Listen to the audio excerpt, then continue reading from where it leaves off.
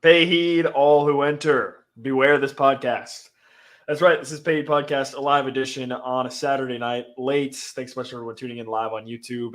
I'm Nick Springer with Kevin Flaherty. Kansas loses again.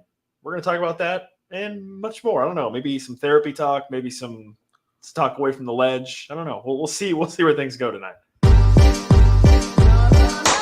Thanks for listening to KC Sports Network, proudly presented by Emprise Bank. If you're thinking about starting a business or know someone who is, check out Emprise Bank's SBA loans. It's always good to know your options, and they can be your partner in possible. This is the Pay Heed Podcast, a live edition on a Saturday night on YouTube. Thanks so much to everyone that is tuning in live. Drop a comment, share your thoughts. I'm Nick Springer. I'm here with Kevin Flaherty. If you're watching live on YouTube, be sure to subscribe, be sure to like, and be sure to send a comment as well our way on the live show. If you're listening after the fact or watching after the fact, you can still subscribe, drop a comment, drop a like as well, and show support the show as we navigate what has turned into a sad tragedy. Was it last week we were talking about the Shakespeare story, writing about Shakespeare? I mean, this is a Shakespearean-esque tragedy that just keeps getting worse. It's a train wreck that you can't stop watching. Kansas loses again. 35-31 against Arizona State. Before we dive into it, got to remind you, we are brought to you by Emprise Bank, your partner in all things possible, member FDIC. Kevin, it feels like it's been the same story the last 5 games and the same outcome. Kansas loses again late in the fourth quarter. You know, it's funny because it's the same outcome, but a different way to get there, right? And when you look at this season, I think that's the most frustrating part. And I'll say this right off the top, Nick. This was the most frustrating loss out of all 5, in my opinion, because some of the things that you've looked at in the past that you could attribute it to, like, oh, they turned the ball over too many times, 0 turnovers. Oh, Jalen's, getting back into form. He's not playing well. Jalen Daniels played really well. Quentin Skinner has had a really rough year, I think. Quentin Skinner played really well. You look at the way the offense hasn't been able to respond when falling behind late in games. The offense responded not once, but twice, Nick, going down for touchdown drives. People have all this blame for Jeff Grimes and all of these things. And again, I've never said the guy's infallible, and I've been willing to criticize him. But Nick, when they were on the field for their last couple drives, what happened on those? They went down the field and they scored touchdowns to take the lead. And so I think, to me, one of the frustrating things is that whether it's offense that's struggling, whether it's defense that's struggling, whether it's special teams, whether it's turnovers, whether it's questionable coaching decisions, whether it's quarterback play, whether it's blocking, it's something different. And I think that's been the frustrating thing about this is, if it was one thing, you could kind of circle it and say, well, okay, get better at pass defense over the break, or make this shift or that shift. But it keeps winding up being something different over and over and over again. And it ultimately, it leads to the same result, Nick, but it's been a different way of getting there. It's kind of funny. One more thing, I realize I've ranted so far, but one other thing, like at the end of the half, right? Everybody is mad at that conservative play call and saying, my gosh, what the heck are you thinking in that spot? Punting it back to Arizona State, being so conservative. How many people were mad at them for not doing that against UNLV? You throw the pick, it winds up leading to a huge score right before the half. And I'm not saying that was the right call in that situation. I'm just saying, if you're looking at it from Lance Leipold's point of view, and I'm guessing that Lance Leipold's point of view was the one that ultimately impacted that third down play call, right? Because as a play caller, you talk to your coach in that situation. You say, okay, what do you want here? Do you want to throw it down the field? I'm guessing Leipold said, you know what, we've got a lead. Don't do anything too crazy type of deal. Don't set them up in that spot. Either way, again, different result. You throw for it, you wind up throwing a pick. It leads to a huge momentum-changing score against UNLV. You play conservative, you wind up punting the ball away. They get a big punt return, they go down and score. different ways to get to the same ending, Nick, but ultimately same ending. Yeah, I have. There's a lot to unpack there, but it's specifically on the point of that sequence of events at the end of the first half that you brought up. I'll just quickly touch on that real quick before I move on. Yeah, I think honestly, like as I was watching it live, I was like, honestly, I would not hate it if you just ran the ball here, try to run out some time off the clock and punt it to Arizona State. Like I was thinking that. I was like in my head, I was like, okay, this actually like we have a lead. Obviously, Kansas has struggled at the end of halves so far this season. Being conservative, I wouldn't be really that mad about it. The problem though is that you had a great punt, and if that punt returner gets tackled at the 9 or the 15 or even the 20, it's probably a different outcome there. Maybe Arizona State just goes into half. Maybe they don't score. So that's the problem. Is like I don't think the conservative decision there was poor, but obviously it looks poor based off what happened after, which is terrible punt coverage and a guy running down the field for 40 yards on the punt return. That then all of a sudden it's like, okay, now all of a sudden that conservative play call looks incredibly stupid because Arizona State gets the ball at midfield. So that's where you run into this issue of like it's hard to sort of look at a play call on its own and say one way or the other, was it the right decision or not? That's obviously the beauty of football, is that you can talk yourself till you're blue in the face with some of this stuff about those decisions. But that specific play call, I think, obviously looks way worse because of what happened immediately after, which is you go up another long punt return, right? And that's kind of the story of the season, is like, even if KU seemingly does maybe the quote-unquote right thing or tries to play it the right way, something else happens that then makes it look like it was the wrong decision, or then still ends up coming back to bite them anyways, right? Like, Yep. Yeah, if you try to throw it there and, you turn it over or something like that or whatever, obviously then it looks even worse. If you did what KU did, you go conservative and then you punt it away, if that punt returner gets tackled at the 12-yard line, everything's fine. Arizona State maybe just goes into half at that point because they're having to go, 85 plus yards instead of 50 yards, which is what they ended up getting because of the great punt return. So, yeah, that was one of the many situations in which it felt like KU was stuck in a situation where the decision that they made ended up backfiring based off what happened afterwards, whereas maybe the decision in of itself wasn't horrible, with one exception. I think the timeout by Lance Leipold at the end of the game with 20 seconds left was an atrocious decision. I have no idea why he called that timeout on defense at the end of the game with Arizona State at like the 3-yard line. I thought that was incredibly stupid, and it obviously allowed Arizona State to set up the game-winning touchdown. So that's the one where I was like, that was stupid. One thing I do want to talk about here real quick before we go more into like specifically about this game. During our pre-show earlier in the week, we talked a lot about how I felt like this was Arizona State. This game for KU was sort of like the last chance, right? And we had a commenter, John Lee, who is a fantastic commenter on all of our stuff. He shares his thoughts. Be more like John. Get in the YouTube comments, share your thoughts. He's great. He always is leaving interesting nuggets of wisdom in the comments. And he brought up how in the comments after of our show that, hey, the Houston game is really the last chance for KU, I think, because Houston is bad and, you're going to be playing that game at home. Like, that's the last chance. Here's where I would disagree with that. And here's why I think tonight proves that this was the last chance for KU. If KU was ever going to make any changes, it has to be now, basically. You have a bye week. Like, if you were thinking logically, if you were logically considering making any real changes of any kind, the bye week would be the time to do it. It's the halfway. You're at the halfway point of the season. This is the time to do it, right? My thought process was this Arizona State game was the last chance for Kansas as they are going on their process or whatever, however they are preparing, however they are trying to execute. This was the last game for them to show that they could make that work and get a win. Okay. Guess what? They didn't do that. It was the same thing, same outcome, same result, same everything. Okay. Lance Leipold even said in his post-game press conference just a few minutes ago, like, we're close, but it's kind of the same old story. You're right. You're close. It's the same old story. Whatever process you are believing in or whatever, it ain't working. Okay. You're 1-5, right? So that's why I felt that this Arizona State game was the last chance for this Kansas team presently constructed, meaning, the structure of play calling, the structure of whatever they're doing, personnel, all of that, everything that KU's been doing over these first 6 games of the season.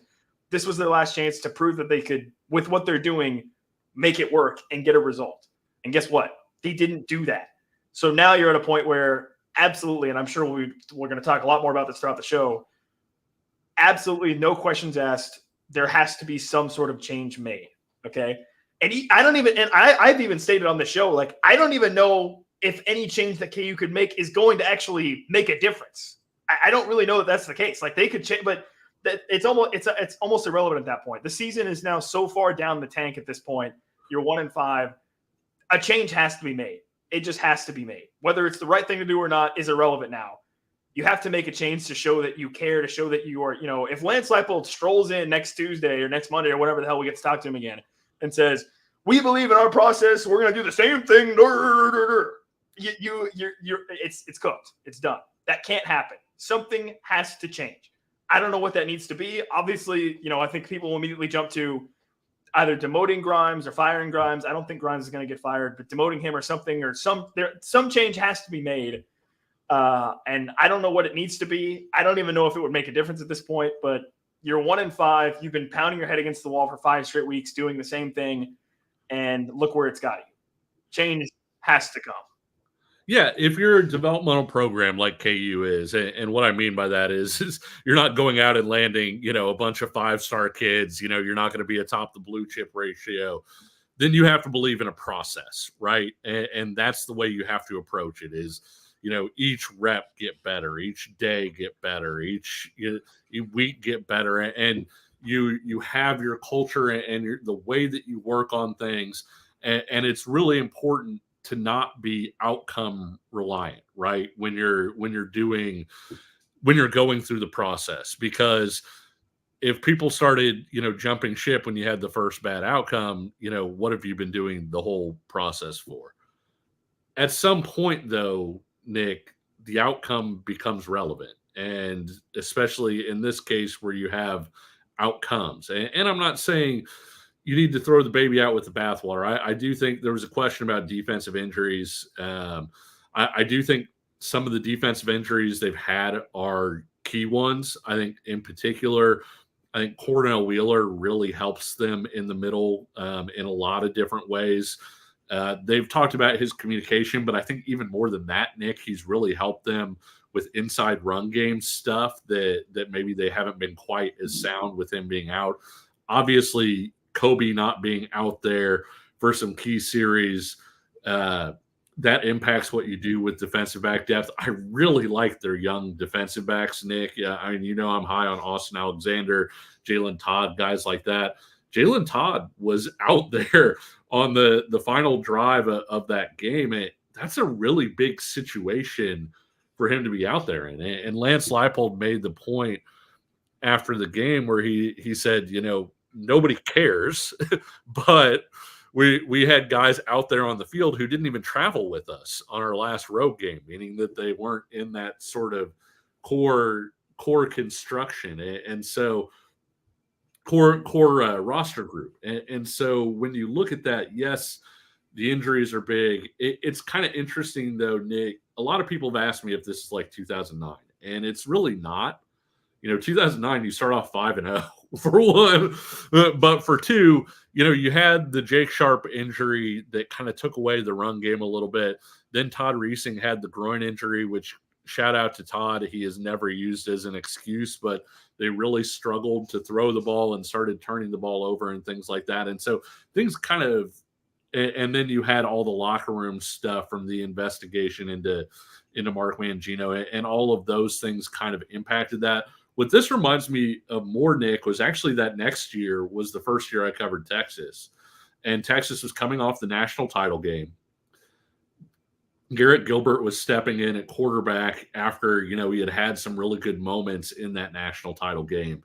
And people were kind of like, okay, we've got national title hopes. This is going to be a really good team.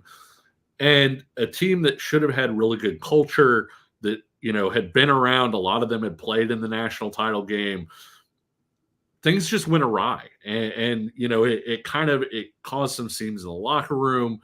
They kept finding sort of different ways to fail, and yet when you were talking to the players 8 or 9 games in, some of the guys would say, "Well, we're still a great team. We just need to figure it out." And it's like, no, you're not a great team.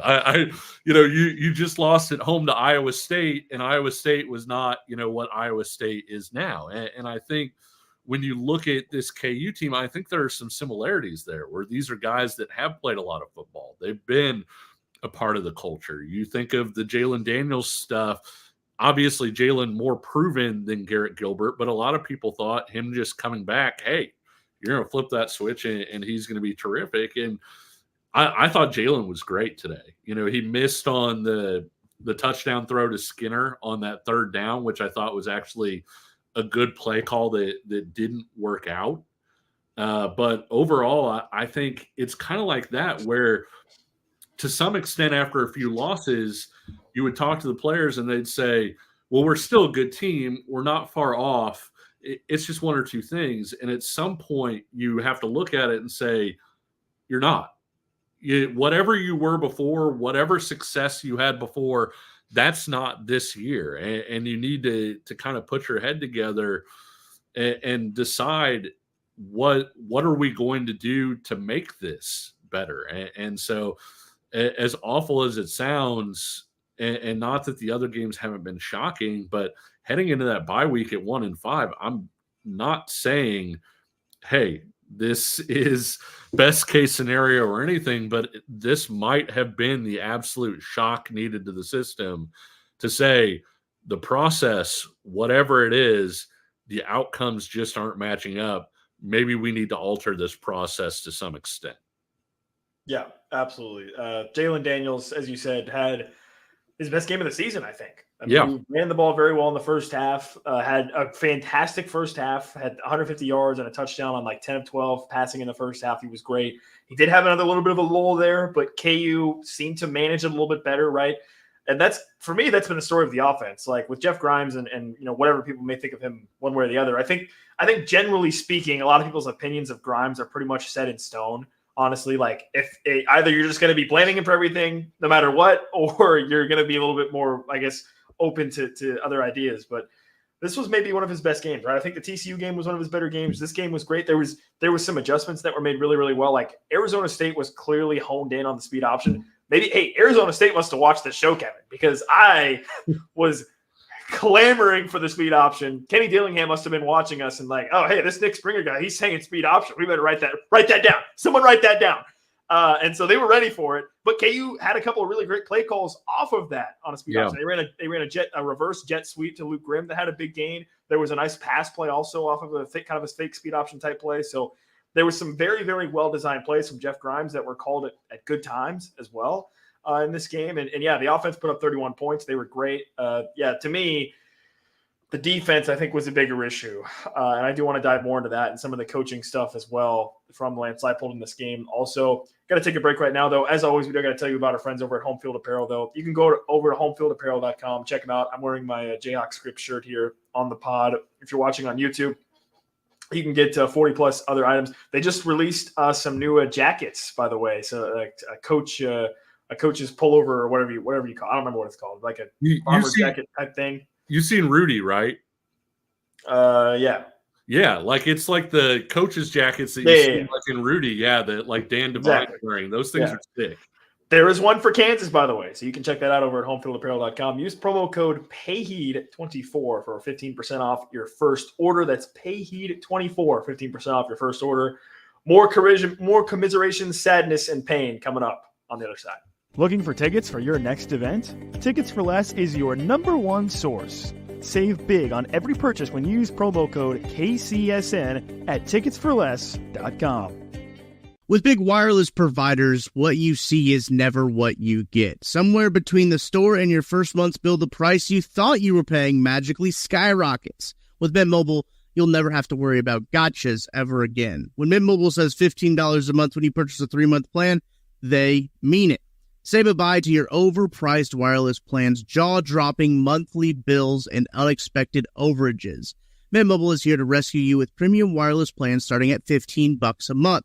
All plans come with high-speed data and unlimited talk and text delivered on the nation's largest 5G network. Use your own phone in any Mint Mobile plan and bring your phone number along with your existing contacts with you. Ditch overpriced wireless with Mint Mobile's deal and get 3 months of premium wireless service for $15 a month. To get this new customer offer and your new 3-month premium wireless plan for just $15 a month, go to mintmobile.com/payheed. That's mintmobile.com/payheed. Cut your wireless bill to $15 a month at mintmobile.com/payheed. $45 upfront payment required, equivalent to $15 a month. New customers on first 3-month plan only. Speed slower above 40 gigabytes on unlimited plan. Additional taxes, fees, and restrictions apply. See Mint Mobile for details. This is the Paid Podcast on the Kansas City Sports Network, a live edition on a Saturday night after yet another KU loss. But once again, thanks so much to everybody that has tuned in tonight live and is dropping some live comments. Keep sharing your thoughts. Keep sharing those comments throughout the show. If you're listening after the fact, you can still share your thoughts. Drop a comment. I'm sure our guy John probably is going to be in the comments. He's fantastic. Thank you, John. And also, if you're watching on YouTube, be sure to like, subscribe. If you're listening on the audio platform, be sure to subscribe as well. Leave a 5-star rating and review. All of that helps us grow the channel here at Payheed on KCSN. So with Kevin Flaherty, I'm Nick Springer. 35-31, Arizona State wins over Kansas, a late touchdown. The defense, to me, was the worst defensive game they've had. And that's kind of saying something because they got pretty much torched by TCU last week, but this week it was not much better. Arizona State realized fairly quickly, Kevin, that they could just run HB dive and get 8 yards a carry like every play. And that's pretty much what they did for like the entire second half and most of the game. Cam Scatterbo was absolutely unstoppable in this game. 7.7 yards per carry, I think, for Scatterbo in this game. Yeah. He was absolutely unbelievable, absolutely unstoppable. Kansas had no answers. Arizona State figured that out pretty quickly, and they went back to it time and time again. KU got lucky with a couple of turnovers, weren't really able to capitalize. They also had a blocked field goal at one point as well, but none of that seemed to matter as Arizona State was able to go down the field pretty much at will against this defense for the most part. The defense – so in the first half, it was kind of weird. To start the game, obviously, hot knife, down the field, touchdown. You're thinking, oh, shit, this is not good. Well, then KU comes back and is able to respond, and then there was kind of that weird back and forth where both offenses punted a couple times, and then from there it was just absolute chaos after that, and Arizona State would ultimately go down and get the win late in the game. The offense, as you said, Kevin, earlier in the show, responded very well late in the game with some touchdowns. That was the key difference, right? We talked about it after TCU. In the TCU game, there were moments where late in the game, Kansas, the offense got the ball back, and everybody in the stadium knew the offense was not going to go down and score. And they didn't. This game was different. The offense did go down and score when they needed to and did continue to look really sharp late in the game. But the defense could not come through for Kansas. I don't know. Where do you want to start on this defense, man? Because it's not been great. They've seemingly regressed, had their 2 worst games of the season, last 2 games. What now?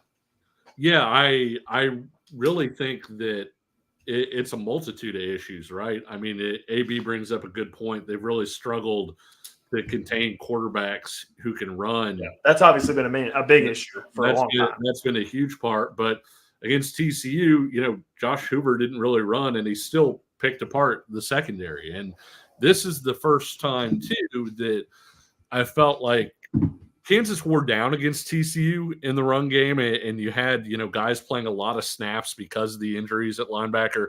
We talked about the Cornell Wheeler thing. Logan Brantley's been hurt. Jason Gilliam's been banged up as well.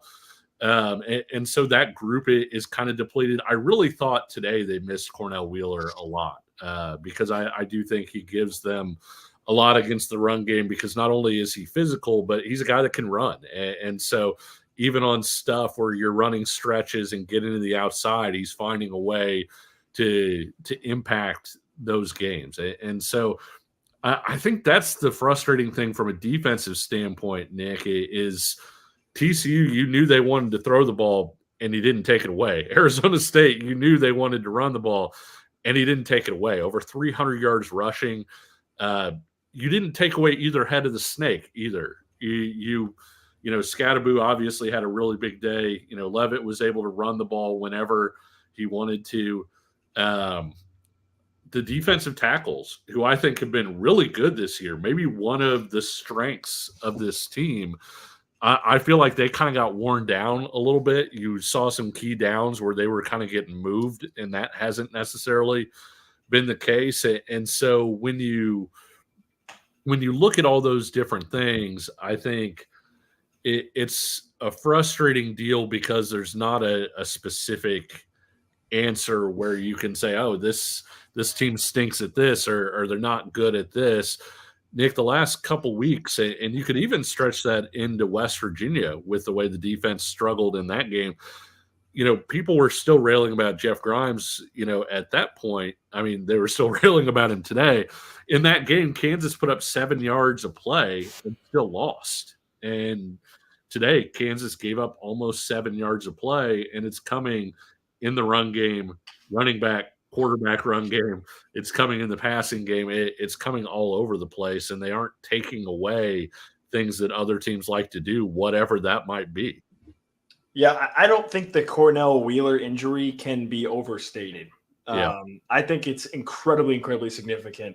He seemingly was the guy that if you talk, when we talked to him in fall camp and even at the start of the season, he was seemingly the guy that stepped up to replace Rich Miller as both in terms of both on the field and also as the emotional leader of the defense. He was the green dot guy.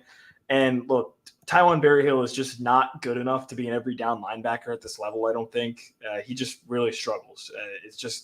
It's always, you never know what that guy's going to do on defense. And I hate to kind of pick on one guy, but I think he particularly had a really bad night tonight defensively, which is unfortunate. And the depth is just not there for KU at the linebacker position at the moment. But in this particular game, obviously that didn't matter because it was the D line, right? The linebackers didn't have a chance because the D-line was getting blown off the ball and the running backs were getting to the second level seemingly at will. So a really tough game for the defensive line in the run. And look, I had concerns about that earlier in the season when you have a guy like Dean Miller as one of your starting defensive ends, and when you have a guy like DJ Warner, who is an outstanding talent, but again, he's just a true freshman and he's a bit of a smaller guy too out there. Teams may try to exploit that. And I think they kind of did do that a little bit. Dean Miller had a couple of nice plays in this game, actually. He had a decent run stop early in the game and then made a play later in the game also. But DJ Warner had a really nice rep on the third down stop as well when they forced the field goal that was ultimately blocked. I mean, he did a really nice job on that. But to your point, and I'm sorry for cutting you off, like he is a smaller guy at this point. He hasn't had 3 years in a college weight room. And so when you have a team that runs the ball by design and they say, hey, this is who we are, regardless of what you do, we're going to run the ball. And I think too, like I said, I do think this was Jeff Grimes' best game, probably. I mean, the offense did some really good things, especially late. But I think that's one of the things that's different between what Arizona State's doing and what Kansas has done, in that Arizona State basically said, we're going to run the ball 45 times, and if we win, great. If we don't, that's still who we are. And I think Kansas has it's almost like they're trying so hard to be balanced. In this game, it wasn't necessarily something that came back to bite them from that perspective. But also, we talked about this last week, if your defense is depleted, one way you can help them is by running the ball and keeping the ball. And I think when we've talked about some things that have hurt Kansas late in games where they haven't been able to run the ball in key situations, some of that's because maybe they didn't run the ball enough earlier in games to where the defense is really feeling that fatigue and where you're able to run it against a defense that isn't fresh. You think about Arizona State was able to go down and get the game-winning touchdown in part because KU's defense was exhausted, and Arizona State was still able to run the ball on that game-winning drive and get it down the field with the run.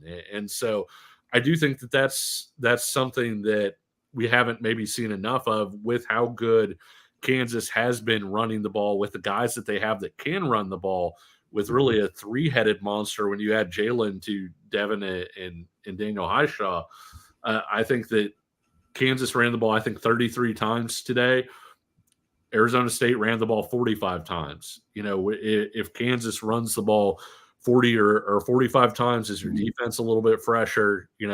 Does Kansas convert some of those late game situations running the ball where they've kind of gotten stuffed in the past if they've run the ball 40, 45 times? I can't answer that, but I do think it's interesting to see sort of the divergence in strategy between Arizona State just saying YOLO, we run, and what Kansas has done.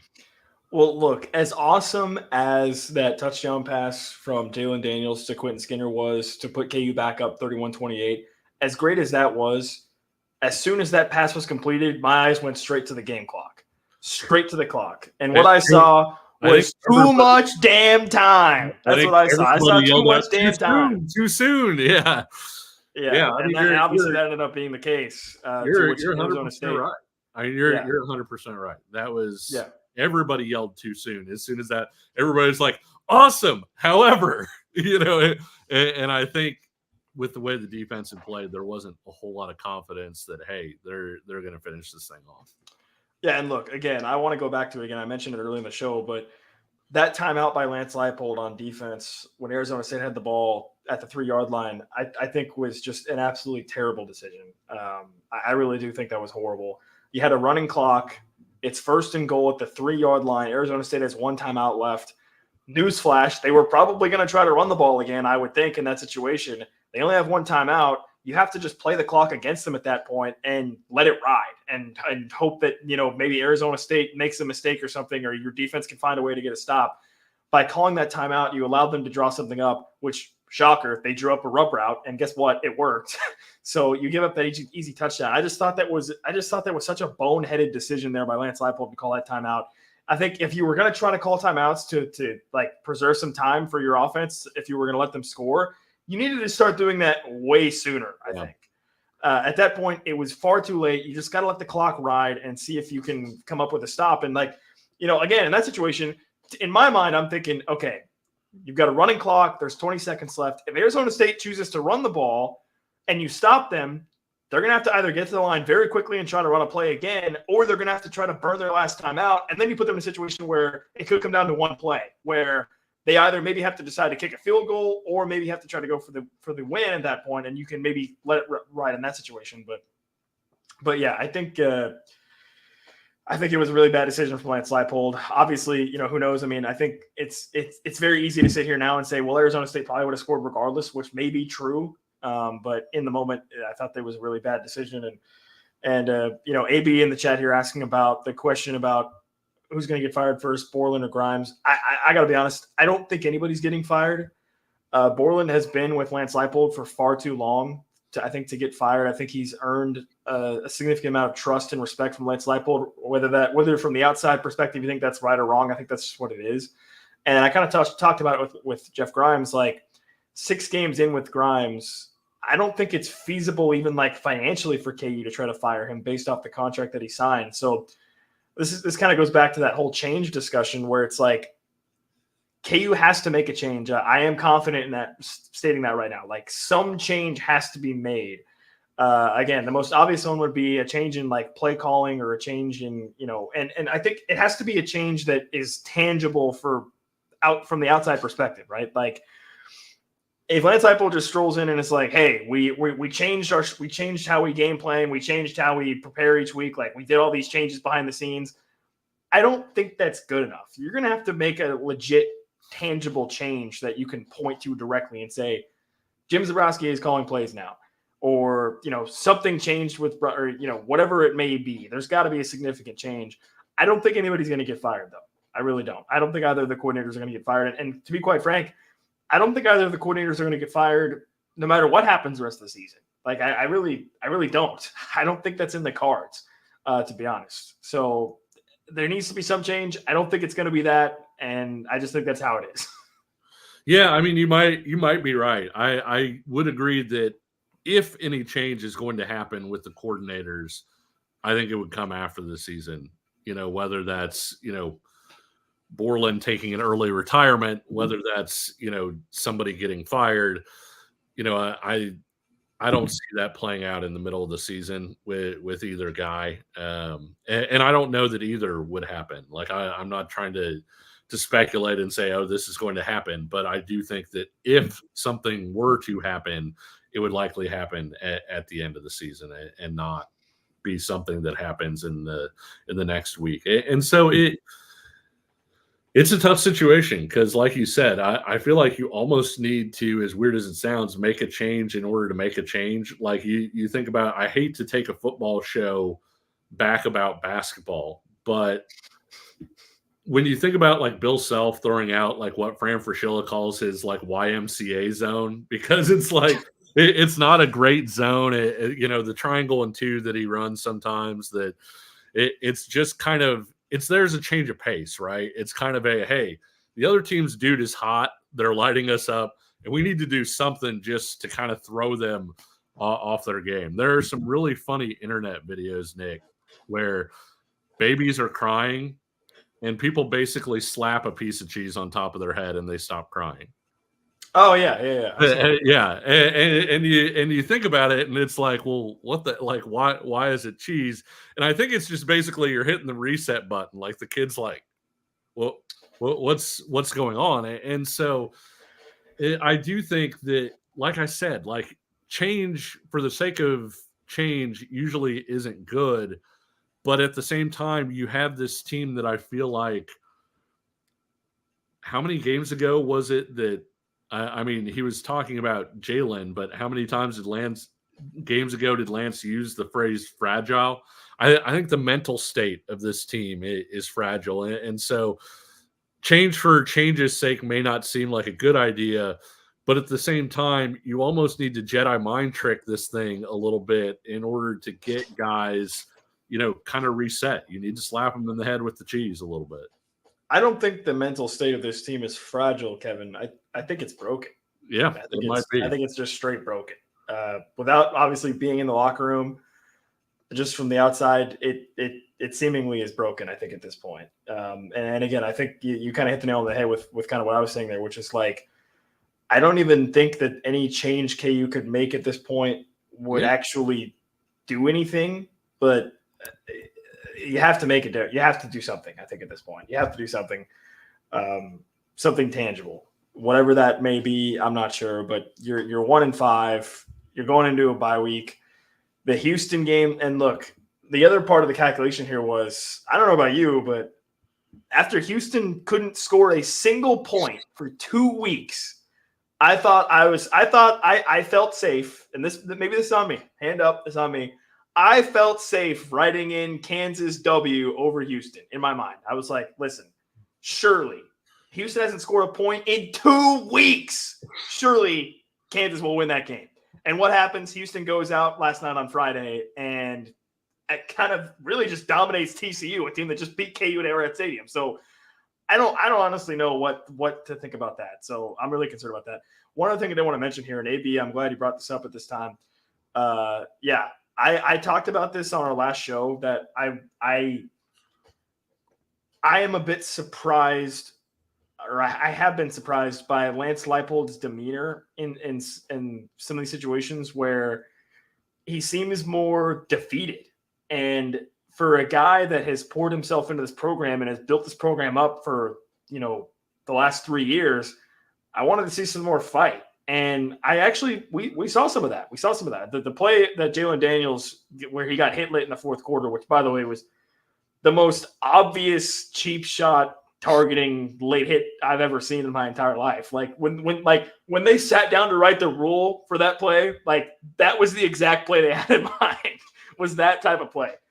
So I don't know why anybody thought that was not the right call, but yeah, Lance Leipold he sprinted like 15 yards onto the field and he was ready to throw punches, like straight up. He was ready to punch some people. And I really did like seeing that. I really did love seeing that, because that's something that I've kind of talked about it. Like, on one hand, I don't think this was this particular situation, but like, I haven't loved Lance Leipold just focusing on the refs too much sometimes in post game in some situations or during games in some situations. But that's an example of it being a little bit different, where I like it, because it's showing that you care about your guy. It's showing that you care about your quarterback, and I liked that aspect of it from Lance trying to fire up his team.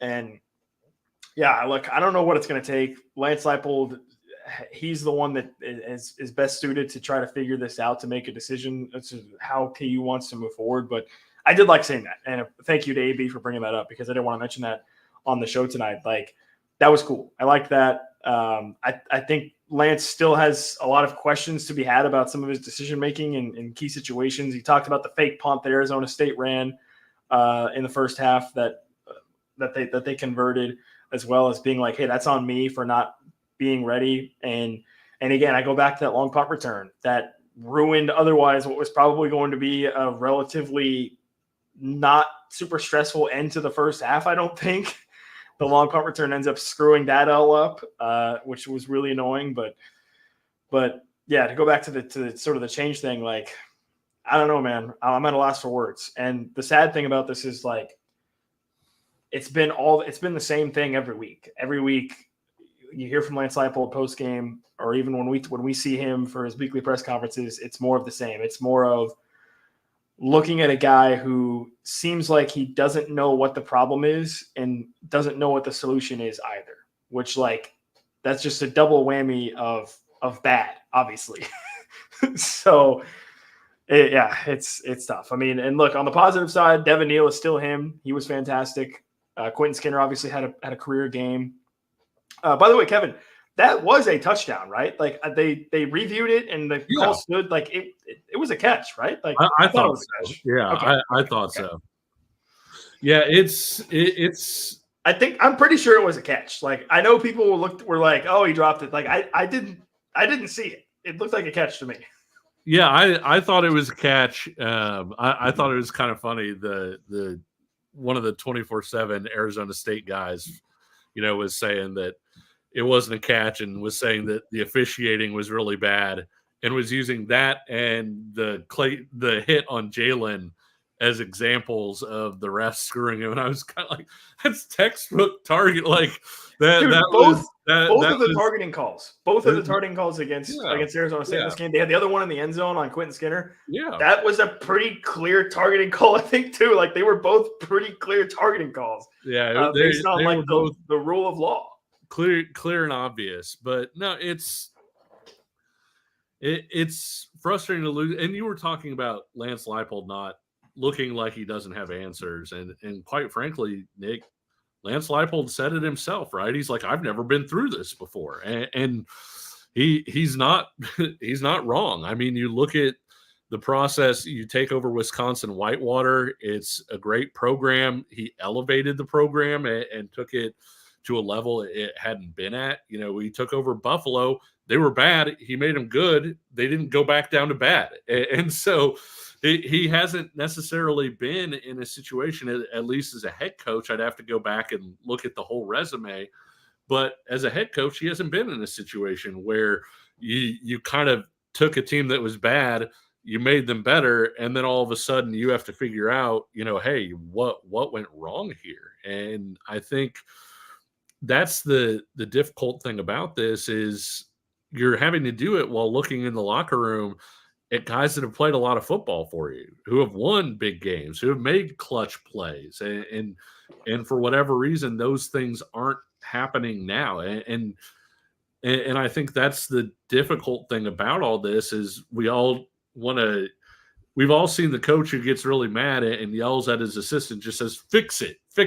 I think it was Tim Wakefield who talked about how coaches didn't know how to coach knuckleballers. And so they'd come into the pitching huddle and they'd basically say, hey, throw some of those ones that are strikes. And so, Lance Leipold is kind of in that spot, right? Where it's kind of like, well, I want to say fix it. I want to have a solution, but what's the solution? And he's the head coach at Kansas. He gets to try and find that solution. He gets well compensated to try and find that solution. But I don't envy him that, because I really don't think that it's an easy solution. I don't see a fix in glowing neon lights that says, hey, this is the obvious thing that you can change and make this a lot better.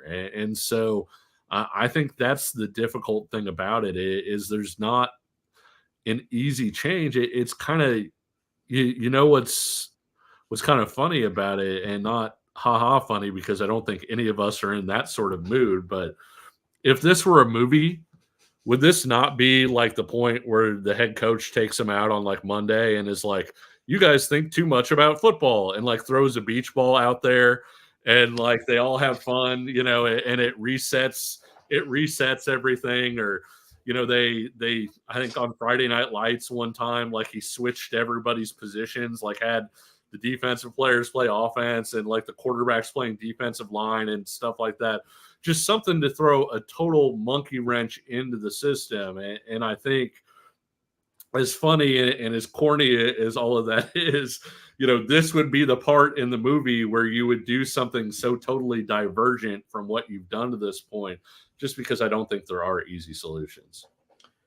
The rest of this season, Kevin, I think will be a case study on one possession games and how many different ways can a team possibly lose or win those games. One thing you've talked about in the past on the show was looking at 2022 TCU.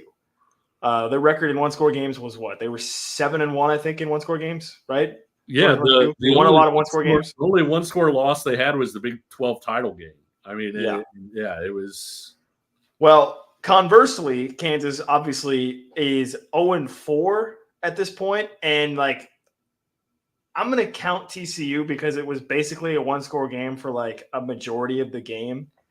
So Kansas is, for all intents and purposes, they're 0 for 5 in their last 5 in close games. How about that? We use the term close games, right? I think, and you probably agree with this, generally speaking, most people feel like the one-score game stuff, it's usually balances out. Like if you're average, it should be, 50-50 or whatever, right? How many more of those games do you think Kansas is going to be playing in over the course of the rest of the season? Because I have the number in mind. KU has 6 games left now. I'm pretty confident that in at least 4 to 5 of these last 6 games, Kansas is going to be in more than likely a one-score game. I was thinking 4 was the number that I kind of just off the top of my head, like, hey, there's probably going to be at least 4. I think at least 4. 4 of these guys. Yeah. So the question becomes, how many of those games do you think Kansas will be able to win? Because they obviously, in their last 5, they're 0-5. Okay. Well, and a lot of times, like when we look at it from a coaching standpoint, they even out over the course of several years, right? So there might be a year where you're 0-5, and then the next year, maybe you're not 5-0, maybe you're 3-2, and the year after that you're 5-0, and so it equals out over a long period of time. But we have found that, I mean, there are coaches that are awful in those games. Hi, Matt Campbell. But there are coaches that are really good in those games, like Nick Saban. But generally speaking, whether a team fares well or not, like you said, it can be luck-based. It can be a single team-based. And so I think that's the tough thing on this one is if it's evening out over a multi-year thing, that doesn't necessarily mean this year's team is going to get better at winning close games. And to Mr. Monkey's, he's absolutely right there. And when you're putting yourself in one-score games, those things matter so much more, right? Like Kirby Smart in a lot of games can have awful clock management if he wants to, because it doesn't come down to that. But when you're in those close games, those things are magnified by so much. And I think, to his point right above that, we talked about that earlier, that can we stop running the ball on 3rd and 5? We talked about that earlier. You're kind of darned if you do, darned if you don't. We brought up the UNLV game earlier as a case where they kind of went for it and were throwing the ball. It leads to a touchdown the other way because you have an interception and a return. It was a conservative play call. I would almost bet that came from Lance Leipold, in terms of him telling Jeff Grimes, like, hey, whatever you do here, like, just don't take a risk, because of what happened probably in that UNLV game. And to some extent, neither of them should have hurt him, right? Like, you shouldn't throw an interception that leads to a big return, and then you blow a coverage against UNLV that leads to a touchdown. In this case, you were probably okay running the ball and punting it if you don't give up the huge punt return and then let them go 58 yards in 50 seconds. And so you're kind of, both of those look really bad, from the from the end point, but were not necessarily the wrong decision at the time. You're kind of darned if you do, darned if you don't, with the hindsight of all of that. And I'm not saying nobody said at the time, like, hey, you shouldn't run this here. But I am saying it's made to look a lot worse when you give up a big punt return and then you let the team go all the way down the field. And you know, it probably should have been a situation like you were saying earlier, Nick, where you punt the ball, you get the guy down on the 10 or the 15-yard line, and you go into halftime. You know, yeah, I mean, in this case, the 7. Yeah, I mean, in this case, the Arizona State punt returner fielded it at like the 8-yard line. Yeah. So even if you give up like a manageable return to like the 15 or 20, you're still probably fine in that situation. But it snowballed obviously with the long return, and then you give up the touchdown as well down the half. So I will reiterate this on sort of a final note here before we end the show tonight.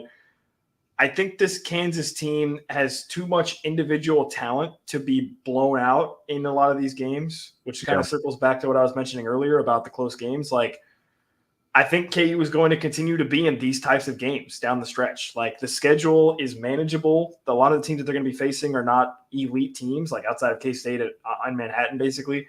The rest of the games on the schedule for Kansas, I think KU has enough talent that they're probably going to be in a lot of these games.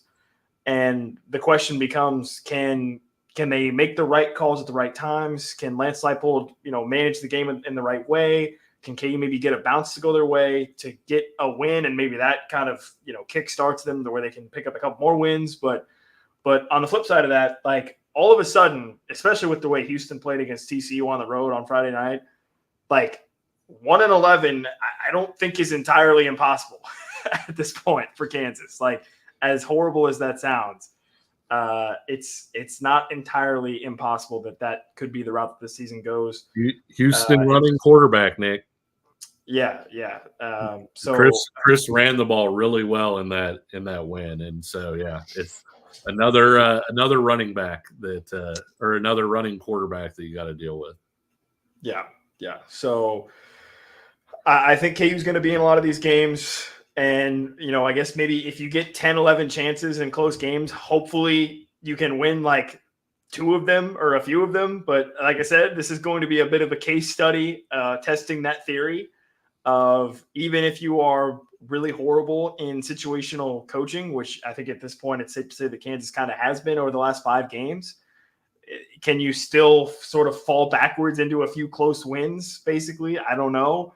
But yeah, the season it's pretty dire. And I think, like I said, to me, some change needs to be made over the bye week. It's an obvious time. It's an obvious time to do it. Whether it really makes a difference or not is irrelevant. I think it just needs to be made, whatever that may be.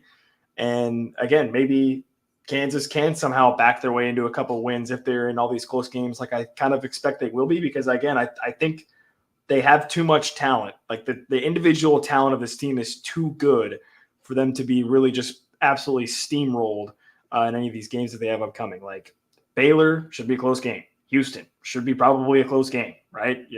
At BYU, I guess we'll see. That'll be a tough environment. The K-State game is the one exception. Like, that's probably – that one could get ugly potentially.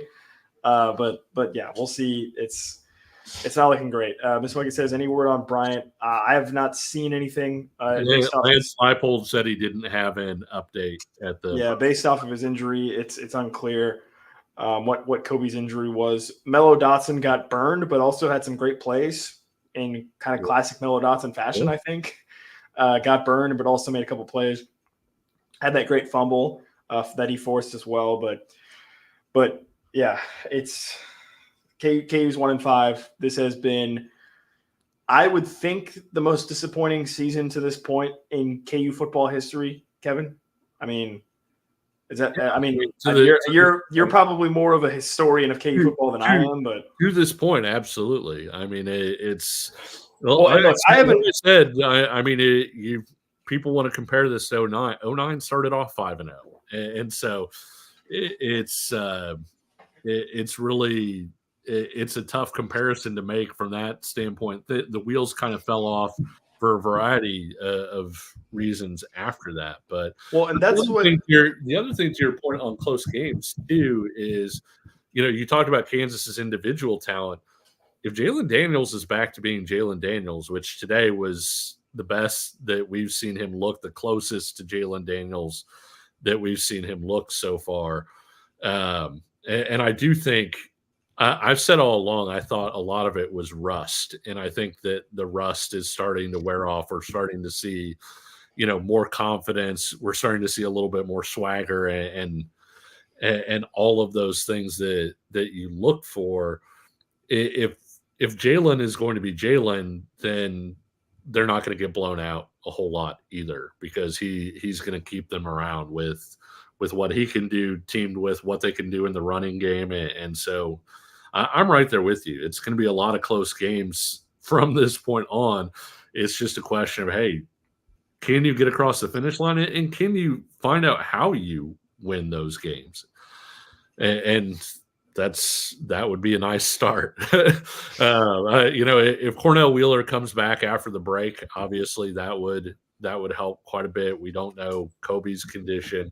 If they could get more healthy depth at linebacker, that would help a lot. And two, if you've got some young defensive guys that maybe have a little something to them that you feel like these guys could help by getting more snaps in this situation or that situation, the bye week's a good week to start trying to roll those guys out maybe a little bit.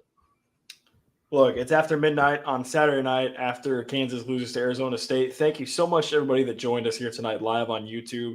And look, one change you need to make if you're not subscribed is to subscribe. Give us a 5-star rating and review.